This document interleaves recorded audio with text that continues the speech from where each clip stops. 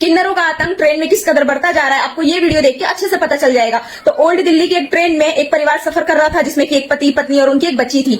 वहां पर कुछ देर में एक किन्नर की टोली चढ़ती है, वो लोग पैसे मांगने लगते हैं। इस पति के पास भी आते हैं, कहते हैं कि हमें 20 रुपए दे दो। तो ये पति कहता है कि मेरे पास चेंज नहीं है, छुट्टे पैसे नहीं, 500 का नोट है। तो ये किन्नर लोग कहते हैं कि ठीक है तुम हमें 500 का नोट दे दो, हम तुम्हें छुट्टे पैसे दे देंगे। ऐसे ये पति 500 का नोट देता है, ये किन्नर लोग उसे छुट्टे पैसे देने से मना कर देते, कहते हैं कि तुम्हें क्या ही फर्क पड़ेगा, भगवान तुम्हें और देगा।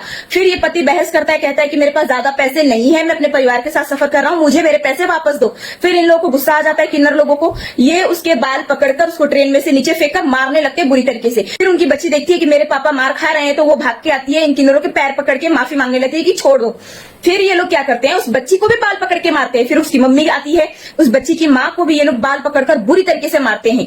और जैसे ये लोग देखते हैं कि वहां से सीआरपीएफ के जवान आ रहे हैं, तब ये लोग अपने कपड़े फाड़कर नंगे होकर कहते हैं कि इन्होंने मतलब इस पति ने हमारे साथ बदतमीजी की है, बदसलूकी की है, हमारे कपड़े फाड़े हैं।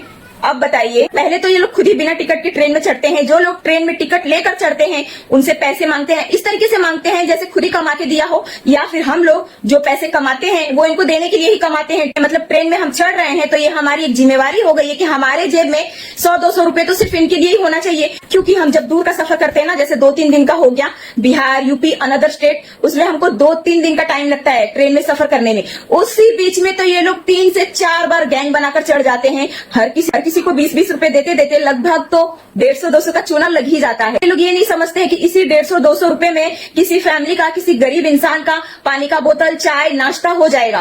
पर वो पैसे वो इनको दे दे तो 3 दिन की यात्रा में वो अपने 150-200 रुपए, भाई हर कोई नहीं उतना अफोर्ड कर सकता। आप कुछ लोग कहेंगे कि भाई 150-200 में क्या ही हो जाएगा, बहुत कुछ हो जाएगा।